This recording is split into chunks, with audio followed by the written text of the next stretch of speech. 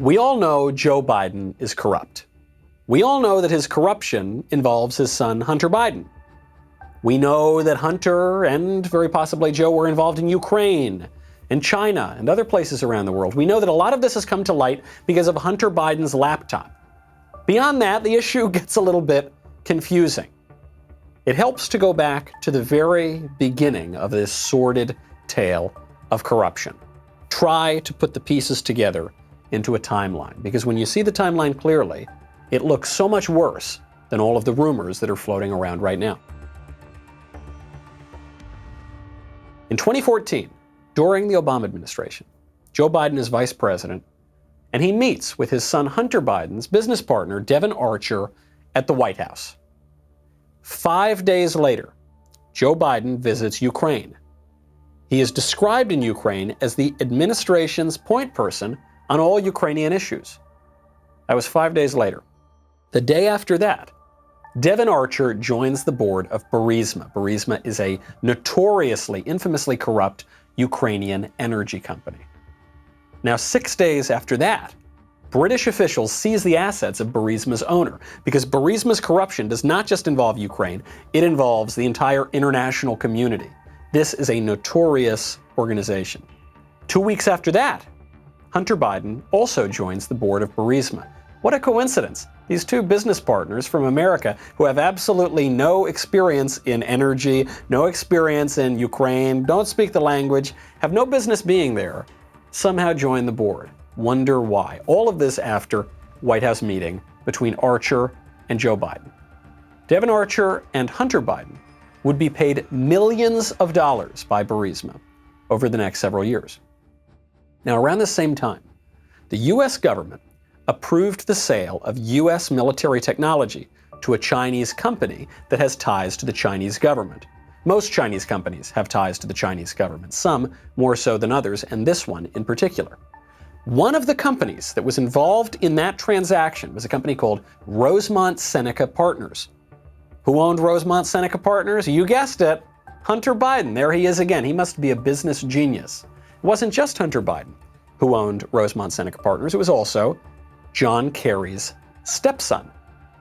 Now, there's a lot of strange coincidences here between the government and these business entities and crooked deals going around overseas.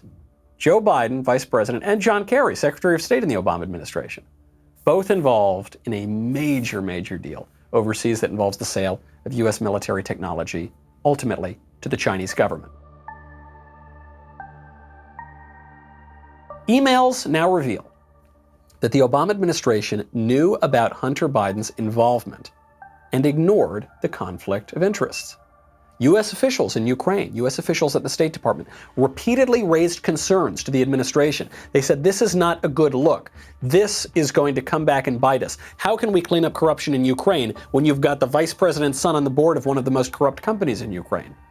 What did the administration do? The administration continually ignored all of these complaints, all of these concerns. John Kerry and Joe Biden both lied and said that they had no knowledge of their family's involvement in the crooked deals. We now, in fact, know that they knew very well of their son's involvement in these issues.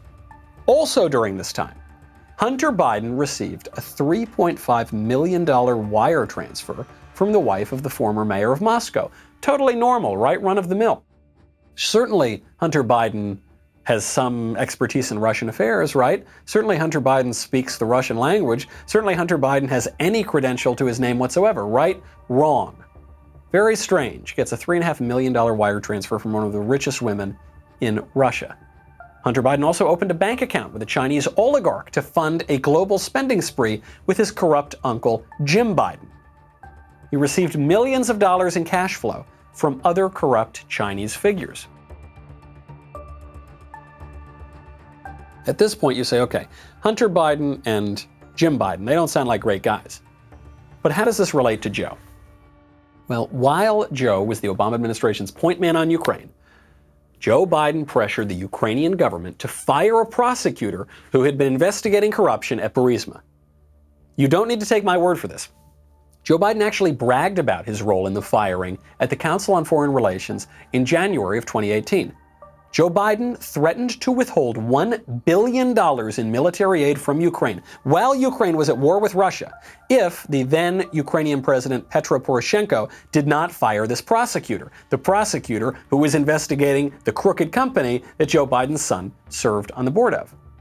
Joe said, if the prosecutor is not fired, you're not getting the money. Well, son of a bitch, he got fired. Those are Joe's own words from Council on Foreign Relations. Joe Biden and his supporters have tried to spin this admission. They've tried to say, oh, that was completely unrelated to investigations into Burisma. That was simply because we were trying to get out corruption in Ukraine. And actually, that prosecutor was corrupt. Even though the prosecutor was investigating the corruption at Burisma, they're trying to flip it. We now know that the administration was well aware of the conflict of interest. We know that they were well aware of Hunter Biden's involvement. We know government officials repeatedly raised concerns about it. So you've got to ask yourself this one question, even beyond all of those. Why would the Vice President of the United States care so much about a prosecutor in Ukraine?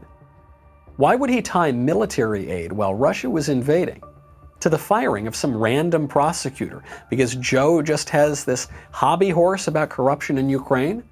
I don't think so. He has involvement, I think, in corruption in Ukraine, but it's not about rooting it out. For a long time, Joe Biden pretended not to know anything about Hunter's business dealings. But Hunter, unfortunately for Joe, undercut all of these denials when Hunter admitted in a New Yorker interview that he had spoken about the deals to Joe, and that Joe had actually told him, quote, I hope you know what you're doing. Hunter then admitted this in a TV interview, though if you watch the clip, you can see he quickly realizes that he wasn't supposed to make this admission, so he tried to walk it back. He said, here's what my father and I said. I mean, we never had a conversation. And then the interviewer says, well, did you have the conversation or you didn't? Well, it was a little bit, but it wasn't a conversation, that's all. So did Joe know or didn't he? We now know with 100% certainty that Joe did know, thanks to a report from the New York Post, which social media platforms, most notably Twitter, are doing their damnedest to suppress. Just a few weeks ago, the Post published a trove of emails obtained from a computer that Hunter Biden very stupidly abandoned at a repair shop. The emails show a top Burisma executive thanking Hunter Biden for introducing him to his father less than a year before Joe Biden pressured Ukraine to fire the prosecutor that was investigating Burisma. So much for Joe not knowing about the business deals. Joe actually met the crooked business associates involved. Other emails discovered on that laptop suggest that Hunter Biden may have been giving up to half of his payoffs to Joe, and that he took other crooked deals for the family from China as well. So are the emails legitimate or not? We know the emails are legitimate because the Biden campaign has refused to deny them. That's first of all. Second of all, the documents also contain photos of Hunter Biden in compromising positions, let's say, with crack pipes and strange women.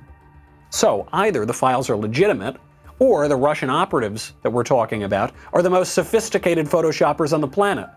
That was the first denial by the mainstream media. They said these are Russian hackers. Well, that doesn't hold a lot of water either, because the FBI and the Director of National Intelligence have both said that this is not a Russian disinformation effort.